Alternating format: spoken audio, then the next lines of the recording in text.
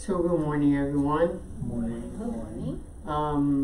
So today's talk is a continuation of my last talk about a month ago. This is part of a series of talks on Joanna de approach to death. And the main purpose of this series of talks is to bring awareness to the fact that we are aging. Sorry to break this bad news, right? And that diseases and death and loss is a natural part of our lives.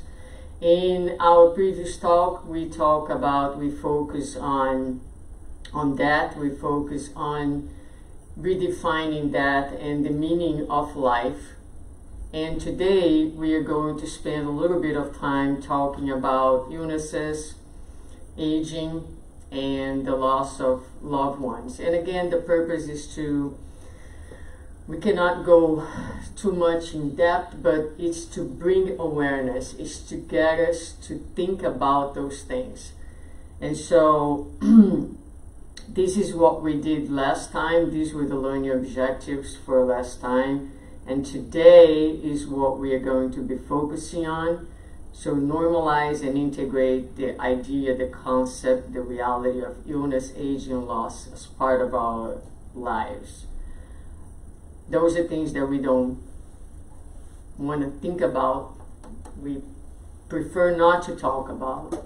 And we trust that illnesses and this type of things is going to happen elsewhere, but not in our homes, as if that is possible. I use 4 books for this talk, but unfortunately the only one that has been translated is Plenitude. So if you see slides without a reference, it's because we don't have that reference in English yet. So the translation is the result of a partnership of Google and I. And I apologize for, any errors, or because Google helps but has some serious limitations. So, and Joanna, as you know, is not the easiest author to translate. So after Google translated, I had to do my own review of the translation and did my best. So I know it's not perfect, but hopefully good enough to convey what needs to be conveyed today. So I want to start with this quote: "Life is more powerful than death," just to set up the tone for the presentation. And I would like for you to take a minute just to look at this image and think about what it means to you. Are you aware of this process in yourself? Right? Okay. Good news. Everybody's aware of it. So, beyond awareness, how does that make you feel? What are the feelings that you experience when you look at this image, right? Is there any level of anxiety? Is there any level of fear, right? Is there any level of discomfort? So for some of us, yes. For some of us, no. Within the yes, there are levels, right? Some people panic. Some people are just like, ooh, some mild discomfort. But, regardless, this is happening to all of us. And Joanna is going to define aging for us as this inevitable biological phenomena of wear that affects all living beings. So today we live in a society that is, and we're going to talk a little bit more about that, pouring tremendous amount of resources to prevent aging. And it does a good job to some extent, but will never defeat the process of wear and tear of the physical body, right? It is happening. And even if we keep the the most external, our appearance as young as possible. There are inner processes that are going on. And like I mentioned before, we can't stop them because it's the body's a machine. And like any machine, it will break sooner or later. It has an end to it. So we're undergoing aging, and scientifically, when we look at science, science will define life, the period of time from birth to death. So the time in between the moment we are born and the moment we die is what is life. So that is for many people what life is. And Joanna is going to continue by saying that aging is the result of the effort maintained by the organic being, and in fact is organic machinery to maintain functionality. So whether we realize this or not, our body is working hard every day to keep its balance, its homeostasis, also to keep repairing. And this constant work that we take for granted, that we go on without acknowledging, is wearing out the machine. So we are aging as a result of the effort that the body makes every day.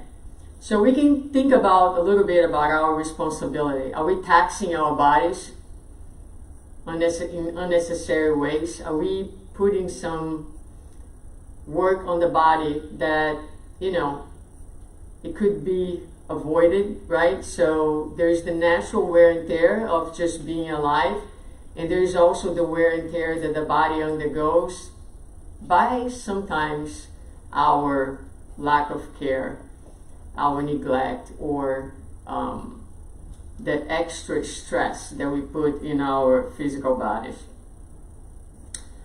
So a lot of people, one of the phenomena that we have today in our society is fear of old age. I mean, when we talk about old age, what is try to do this without thinking too much. When you think about an elderly person, what is the first word that comes into your mind? The first association? Death. Death, right? So death, Fragility. Fragility, limitation, right? So those are the most rapid associations that we do with aging. And so, and fear of death is certainly one of them, right? And frailty and all the things and limitations, all the things that we talk about.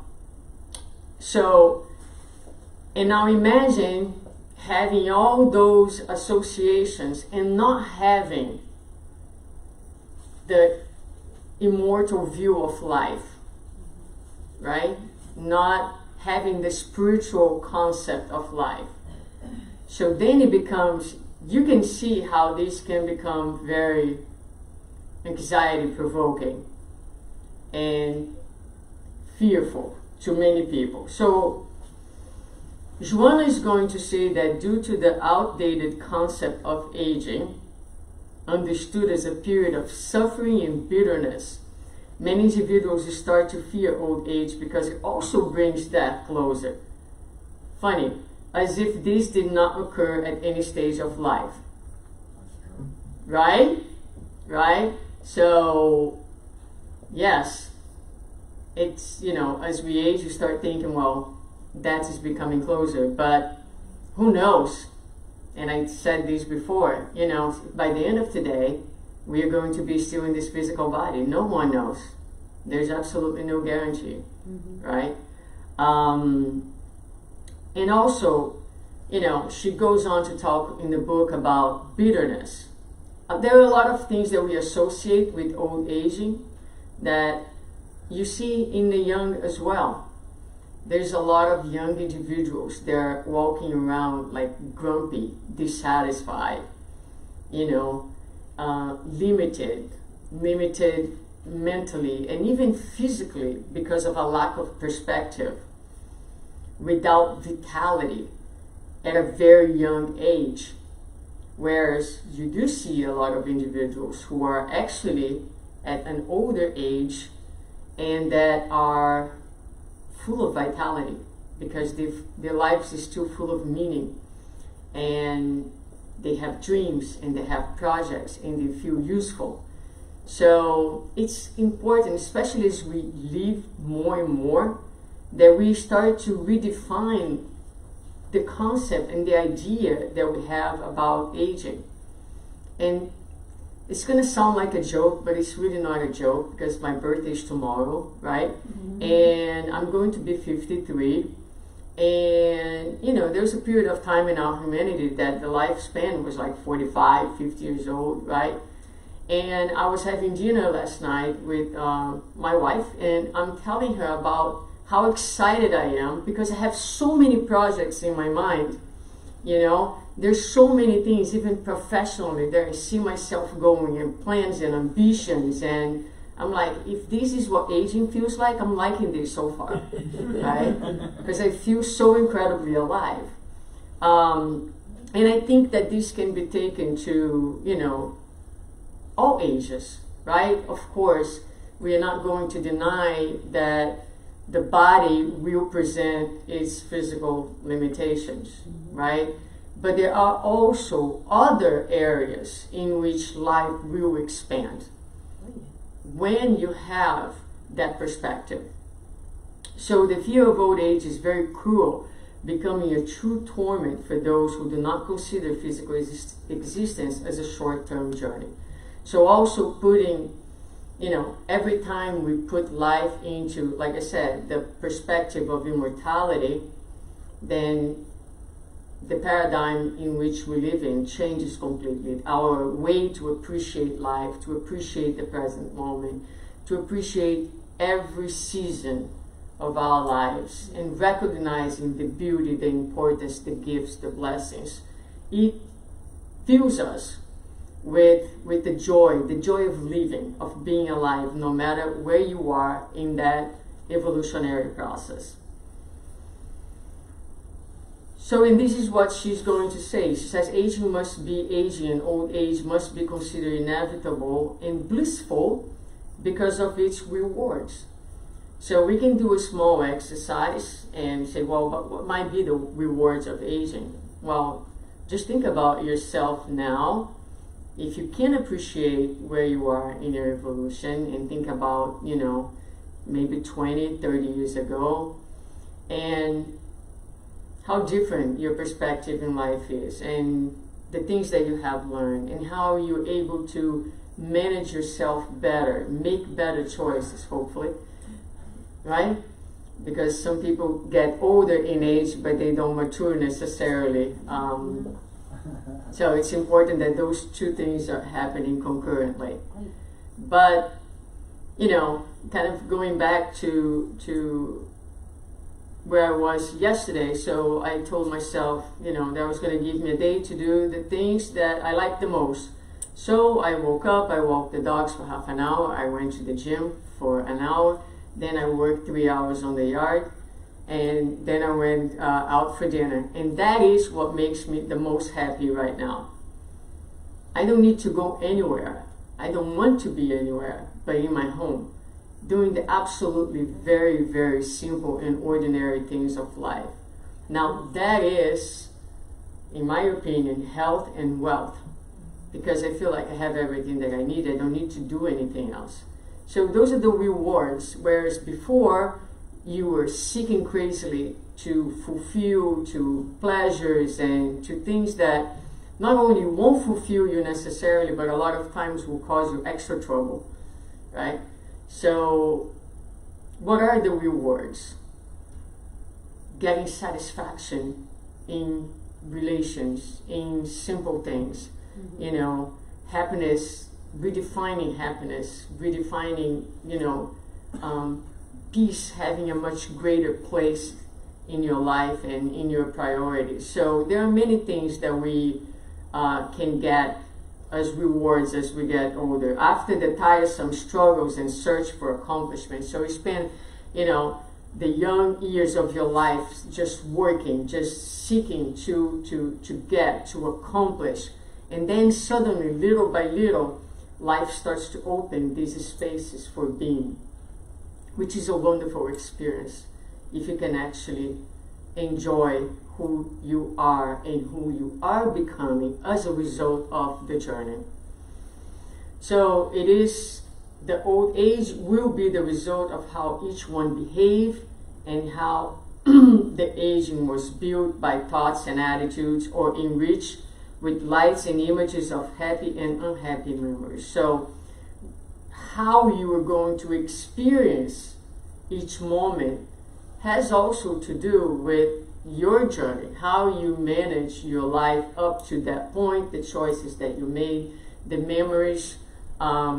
Yesterday I love the sun, and so after I work I was exhausted, and I have a wood deck, and I laid on the heat of the deck for 15 minutes and just let the sun, absorb that warmth. And I thought to myself, if I'm ever in a nursing home bed, I want to be able to come back to this memory. And even though I am in a nursing home bed, I'm going to remember that my life was so rich and was so lovely, and I had the chance to lie on this deck and to have this very peaceful and an incredible moment of relaxation and connection with nature. And I want that memory to be with me. That's what I thought yesterday when I was lying down on the deck for 15 minutes. So again, it's, having those memories and being able to look back, even when you are in a place of limitation, and say, I am in a place of limitation, but look how much I did. Look how much I experienced. Look at the richness of my life. But life is as rich as you're able to be present and to connect and be grateful for every single moment that you are experiencing.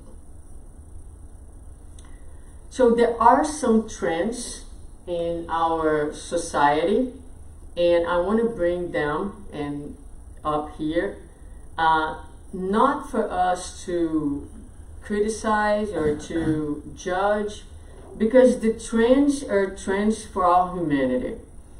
And it talks about the difficulty, I think it shows the difficulty that we have with self-acceptance, with self-love, and with our value as humanity.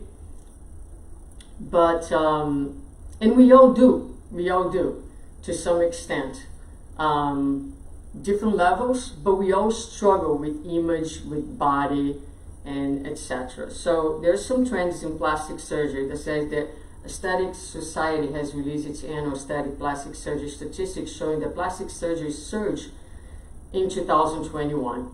The data showcases a significant increase for face, breast, and body procedures. Overall, aesthetic body procedures such as abdominoplasty, buttock augmentation, and liposuction increased by 63% since 2020. Specialized face procedures such as brow lifts and facelifts increased 54% last year. So, don't need to answer, but who, especially if you're a woman, never ever had the thought of like, maybe I could fix this or I could fix that, right? Maybe we haven't acted on it, but the thought is there. And whether you are doing Botox, whether you are doing plastic surgery, whether it is done for purpose of improving self-esteem or not, there is also always an issue, a struggle with the body. And like I said, it's for all of us, because behind the same motivation to change your face is the motivation to dye your hair. So we are always doing. Sometimes we look at somebody else and we judge without realizing that we're doing the same thing. Maybe not in the same scale, but we all struggling, with those areas. And a lot of times we'll say, well, it's self-care. I want to look pretty. I want to look, But if you look further into it, there is a little bit of a struggle, because it's very part of where we are in our evolution. So I bring this not because I'm not here to say what people should or should not do. You do whatever helps you to be better in this life. But I also think that it's worthwhile for us to think about what is behind, the drive for remaining young or looking young, especially when underneath there is a lot of anguish, disharmony, and trouble feelings. So this market increase saw Americans spending over $14.6 billion on aesthetic procedures in 2021, with surgical revenues increasing by 63%. So, and what it talks about here is that during the pandemic, it went up even higher. Do you know why? Because people took the advantage that they were home and nobody would see them, and went ahead and did all the changes, right? So, so Sherry, if you know Sherry, my wife, so she did something on the contrary, and many people did that. She actually let her hair grow white, right? So she said, okay, now this is the time, because that process of stop dyeing your hair and letting the gray come can look a little funky for a little while. So in a funny way, she kind of used it to the opposite, to actually embrace the white hair. So we saw a little bit of both. So Joanna is going to talk about the youth illusion. I don't know if I should be talking about her like that in public, but that might bring me some trouble. Hopefully she won't listen to the lecture. Okay, so in terms of youth illusion, Joanna is going to say, unequipped in terms of reality, many seek to maintain the illusion of physical youth through the tiresome search for rejuvenating methods, become internally disharmonious and falling into psychological disorders that turn into depression and deep anguish. So this is really where I think it becomes problematic. So we do things, we have, different levels of discomfort, but for some people, the identification with the body and the need to retain young and all the meanings behind what youth means can become so dysregulating that it leads to depression and all kinds of disorders. As time goes by, individuals refuse to grow old. So this is when it becomes a problem, because you putting all your effort, all your strength in swimming against the natural flow of life. And they resort to surgery, physical fitness, and nutrition in a vain attempt to hang on to their youth, unavoidably ravaged by the years. So Joanna is going to talk about, all these things like fitness, nutrition, as excellent choices for wellness and for, self-love. She does talk about that. But again, it is that moment in which those things are used in a desperate attempt to hold on to something that you cannot hold, to stop a process that cannot be stopped. So the importance of embracing, of feeling, I have another story that I already mentioned in different lectures of someone that I know that when turned 60 or 65, I'm not sure, in Brazil, you get a pass for the bus that's kind of half of the cost. And the person was seriously disturbed by that, because her comment was, so that's now what I'm worth it, half of the price? So it's funny, but a lot of times we do have feelings, am I worth less? Especially in the American culture, where productivity is so tied up to value. The moment that you no longer able to produce in the ways that you did, are you worth less? Because if that is the feeling, then yes, you will work very hard to remain young to a price. There is a tenacious struggle to conceal reality And when unsuccessful, neurotic crisis and escape to alcohol, drugs, and suicide may follow. Thus, death has been blamed for occurrences that have nothing to do with it. People's own intemperance deserves the real credit. So, I don't know if you know, but the statistics for depression in the elderly are pretty high. And a lot of that strikes when people actually go into retirement, right? And a lot of times, there's also a very high level of suicide among the elderly, precisely because of the loss of meaning to their lives. And so we're going to say, well, it's a natural dying process. No, it's not. It is our inability to manage and to deal with this natural process that a lot of times leads to death, this need to conceal the reality.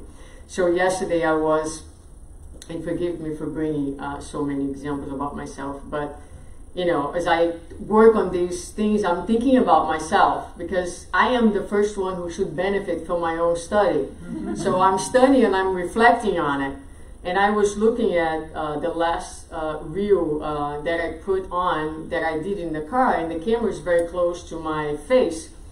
And so I see my wrinkles here and here, and I look at myself and I said, man, I'm going to be a cute old lady. And so it's like, and then my thought was like, I want to, when people look at my face at an older age, I want them to see the wrinkles, but I also want them to see the softness, the kindness. And I want to be that old lady that everybody likes to hang out with and that the nurses are pleased to attend to. I don't want to give them any trouble. I want to be a good patient, right? So I don't want to give my family, my kids, any extra work. I want to be able to help them to help me. So those are my concerns. Not whether, of course, I want to take care of myself, that's okay. But I shouldn't be distressed by the fact that I look at myself. I remember sitting in front of Givaldo Franco during this last conference, and his very last lecture, he sat down and I was literally across from him.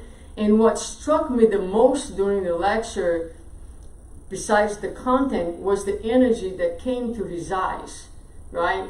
And that is a reference. I mean, and I will say this to you, it was not always like that. Because I've known Givaldo for a long time, my whole life, as a matter of fact. When I was a little girl, my grandmother used to take me to listen to his lectures in Rio. And his energy has evolved with the years. And that's what I think about myself, I want someone to look at my face and see the kindness, the gentleness that the ears are able to extract, because they are in all of us in potential. But it is the work of the years of experience, of suffering, of the struggles, that is able to extract this most profound and delicate version of our own selves. Oh, sorry. Oops. Okay, but age is, according to Joanna, very detestable, because the associations that we have, again, is distancing of active life, is weakening of organic strength, is limitation in terms of pleasures, the things that we can do and the pleasures that we can have, and also the proximity to death.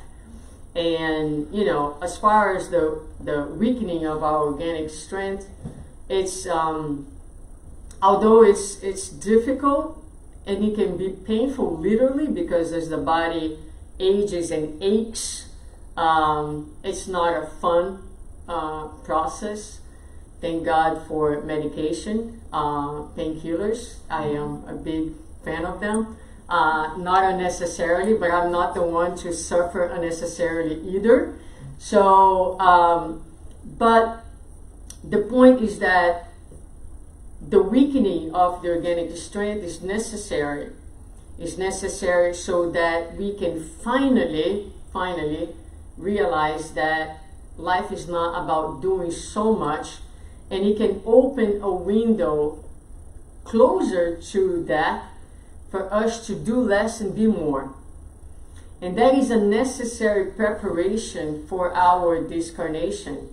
So actually living a long life and having the aging and the old age, if it's something that is done consciously, can be an incredible preparation so that when we enter the spiritual life, we are a lot more adjusted to what that life is and will require from us.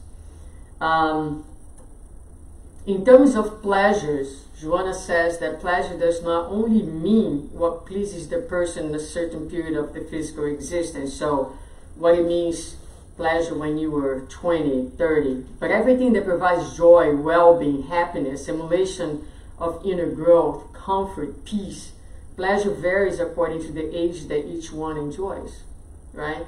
So yes, there are pleasures that maybe you won't be able to enjoy. But I see my father-in-law, who is almost 90, and there's so much pleasure when he walks around the block and he talks to the neighbors. That is his pleasure. You know, maybe if he was working, he wouldn't have the time to stop and to talk. And so every time my neighbors run by us, they say, "Oh, I saw your father-in-law yesterday. We love to talk to him." And you realize that he brings joys to those people's, lives. And it's a moment of pleasure. It's a moment of pleasure for him and likely for them, because he's very pleasant to talk to. So different pleasures in small things. So the old age, the aging, does not mean that we are not going to have pleasures, but the concept of pleasure changes with time as well. And the idea of distancing oneself from active life, one only distances himself from active life when the charm, the joy of living is lost, and the disappearance of strength does not allow thinking. So Joanna places the difficulty in thinking, reasoning, as a serious obstacle for, being able to engage. If you are in a advanced process of dementia, for example, then you're really limited in your ability to engage with the world. The preservation of active thinking maintains the opportunity to be useful and contributes positively to family and society. Staying active is not the result of age, but an inner disposition to live and participate in human challenges. I love this sentence because I actually know in my own family, very close to me, people who are still fairly young, healthy, 74, 75, so capable of still making a contribution, and who are not because have lost this inner disposition to live. So again, where does the inner disposition comes from?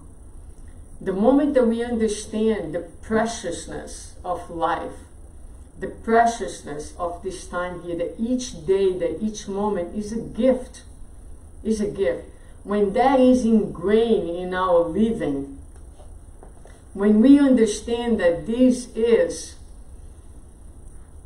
an incredible opportunity for our spirit, that this moment here is setting the tone for our happiness, not only here, but when we go back home in our real life. This is a precious opportunity that we have asked for, to be here in this workshop, So then this inner disposition, things are difficult, life is tough, but I'm being worked on. God is working on me, on my betterment.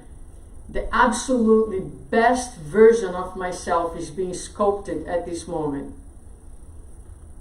Each moment, each difficulty, each trouble is contributing for the beautification of this person here.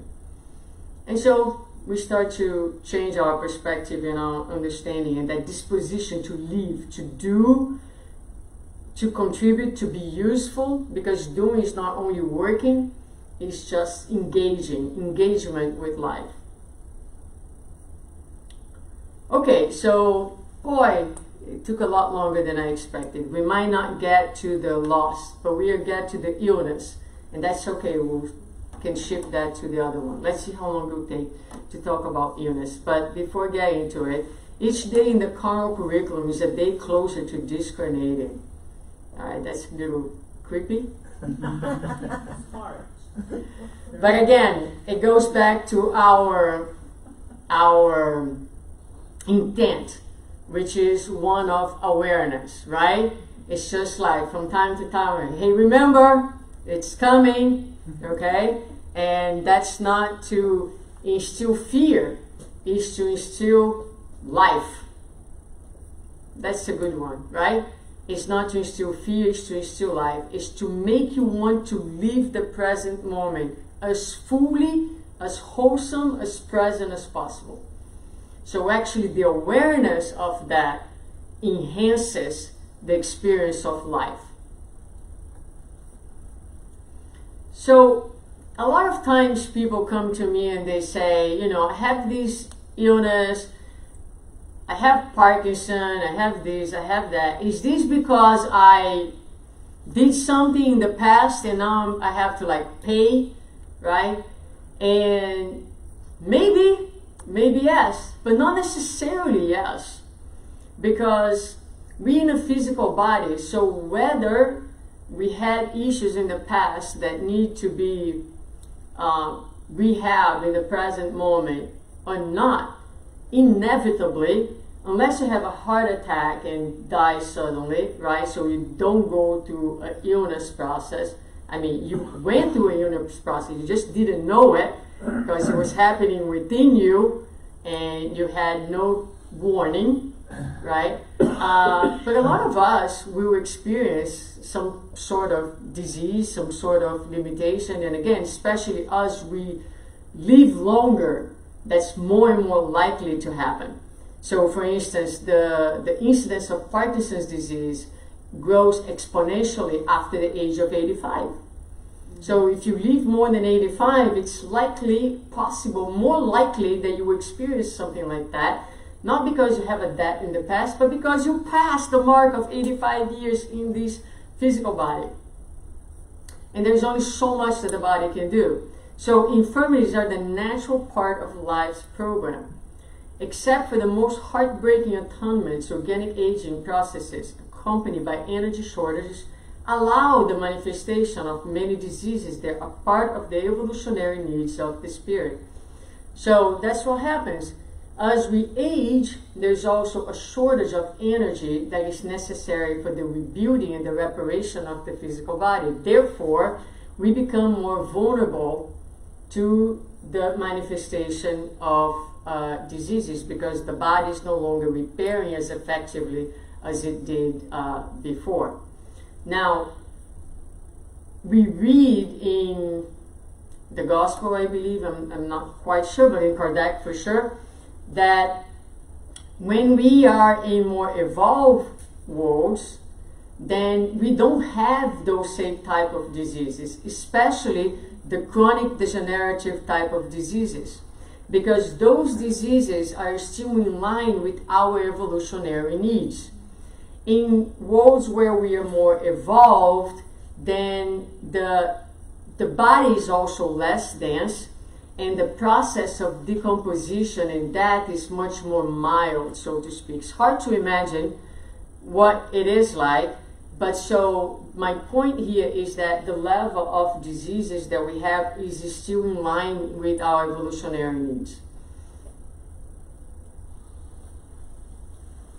But there are previous causes. So Joanna is going to say, as a transitory garment, matter is the form that preserves the marks inscribed in the perispirit as a result of past moral and behavioral attitudes. So, just quickly, we are immortal beings in many journeys, and our perispirit, our spiritual body, will have the memory of our doings, all of them, good and wrongdoings.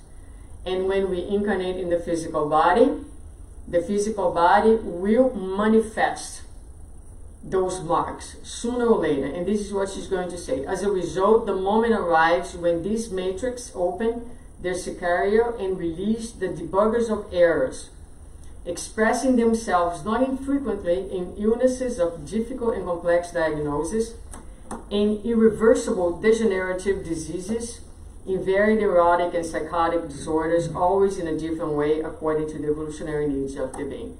So what that means, translating Joanna to Suzana, right?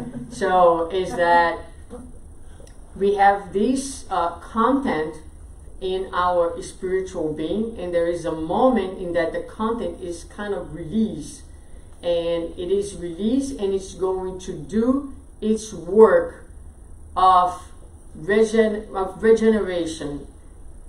The content is going to manifest in the physical body in the form of those diseases that will allow the healing of the spirit, the experiences and the healing of the spirit. So some of the diseases just result of being in a physical body. It's just like your car. You can maintain your car as good as possible, right? But there come one day that there's no more maintenance that can be done. It will break and you need a new car. And sometimes you get a car and the car is still fairly young, but then there is some type of defective thing happening to the car. And that's because the manufacturer did something wrong. A lot of times things are recalled, right? So the manufacturer in this case is the spirit. And it's there, and so the car might break before the time, if you will. So some reminders. The reminder, such as physical life, deceptive in appearances, quick and profound changes. I was reading the paper this morning about some new bacteria, very powerful, that has been found, and it's a big deal because it can be very, it's in us, and it can be very fatal with people with low immune, especially the elderly, especially nursing homes and things like that.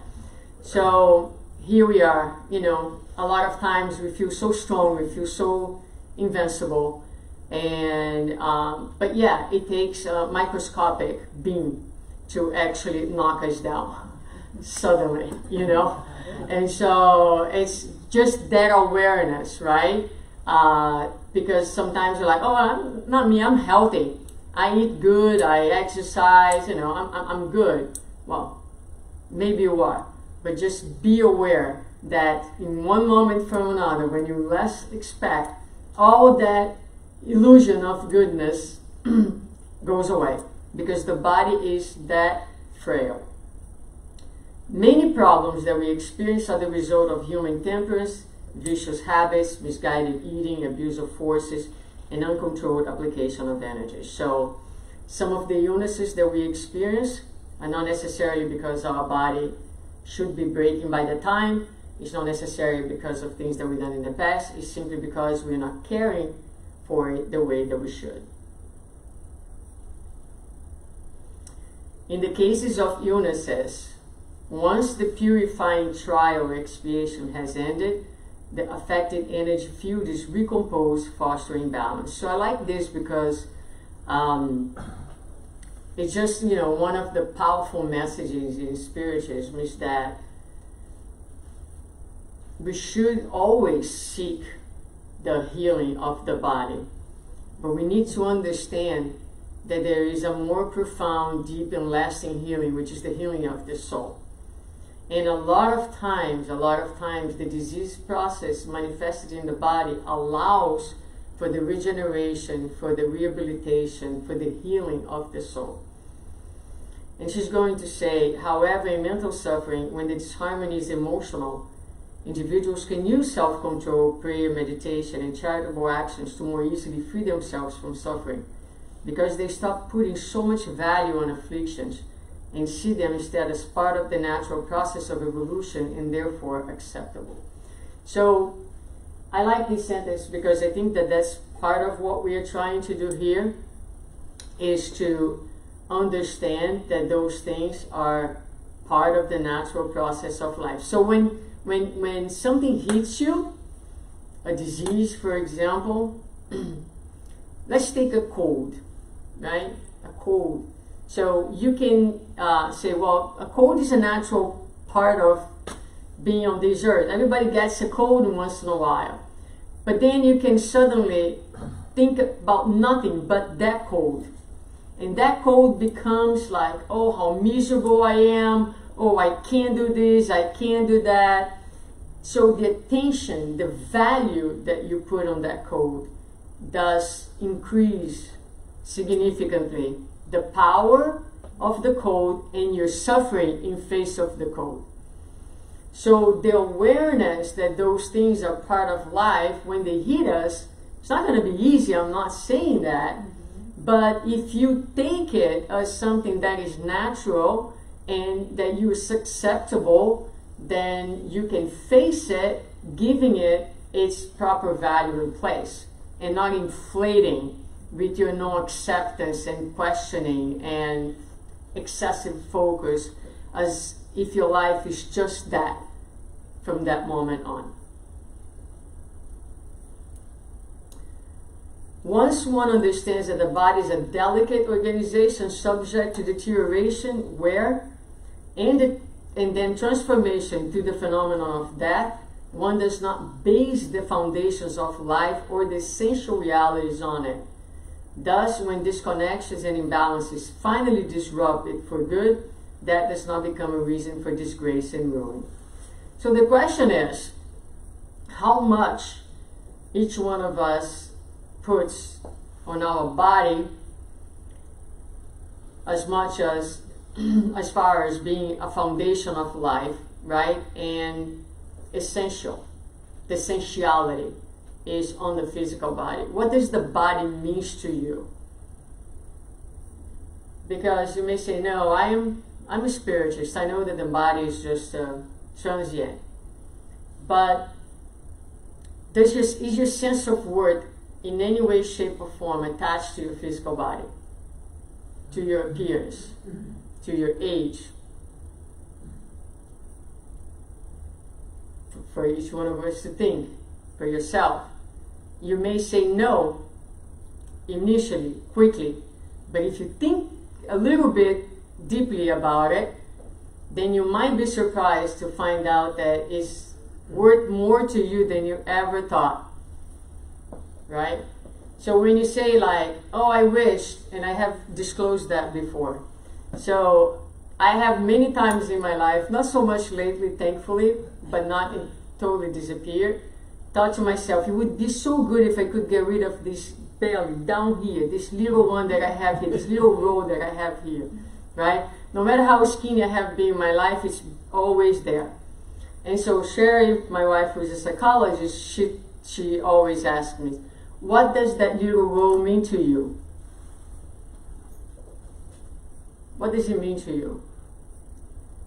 Well, if I didn't have it, my belly would look perfect. There you go. So that's it. So then, she keep asking me questions. That's what happens when you live with a psychologist. They never end in questions. But it helps you to see. So what is the meaning? What is the meaning? Because a lot of our emotional needs we displace in our physical body. And so, like I said, much more than, because if it gets perfect, will that make you truly better? Will be really satisfied? All your problems will be solved if that little row is gone? Probably not, right? So it might be displaced to a different part of the body, right? I'm still working on that one. Okay.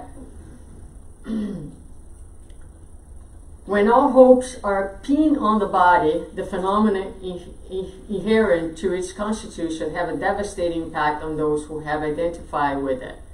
In a way, this fact is the result of a materialistic cultural education. Even under spiritualistic disguise, people join religious denominations without emotional bonding or rational study of its contents. That is really good too. right? So hopefully for none of us who are, as Joanna says, materialistic, spiritualistic all together at the same time, right? We will not be, we will suffer, we will have difficulties, you know, whatever the situation is, but not be devastated and ruined by the phenomena, whether it's happening to us or happening to somebody else. Think about someone that you saw like ill and sick. I remember with my grandmother, who I love very dearly, she had a stroke, and I saw her in the ICU, intubated, and her face was very swollen at the time. I was 20 years old. They impacted me deeply. But then looking at that body and saying it's the physical body, it's not my grandmother. It's just her physical body, right? That disidentification with the physical body can be very powerful when we are dealing with the death process of someone that we love, to be able to look beyond, to frame it in that way, because it's tough. It's tough. And we're going to end here because, like I said, I have a third part, but I didn't want to rush through the contents. And I'll leave you with these two different topics to take home and to reflect, right? Aging and illnesses or diseases, and the appreciation of how much Spiritism help us in reframing these processes. Not only reframing, give us the ground to walk through it without despair. Give us the tools to make the most out of, you know, each one of them, whether it's just aging or we are dealing with illnesses of our own or of others. It is a true blessing. It is a true blessing to understand, and like Joanna says, remind us always, this is a very brief time. Even if you live to 120 years old, it's a very brief time. It's going to end for all of us in this material way. And the implications of not only understanding but feeling, and that's why I wanted to put the images on, because it's not a cognitive exercise, it's an emotional exercise. It's necessary that we allow ourselves to feel whatever it is. You know, I cannot say that I'm zero anxiety when it comes to my late years, what is going to happen. No, it's a little unsettling to think about the limitations and what kind of, you know, process you will undergo. But it is only by acknowledging, thinking, reflect. The more we reflect, the more we talk about it, the more we think about it, the more we read about it, the more we feel, the better prepared we'll be to make the most and learn the greatest lessons that each one of these situations bring to our lives. So thank you. I'll pass it back to David.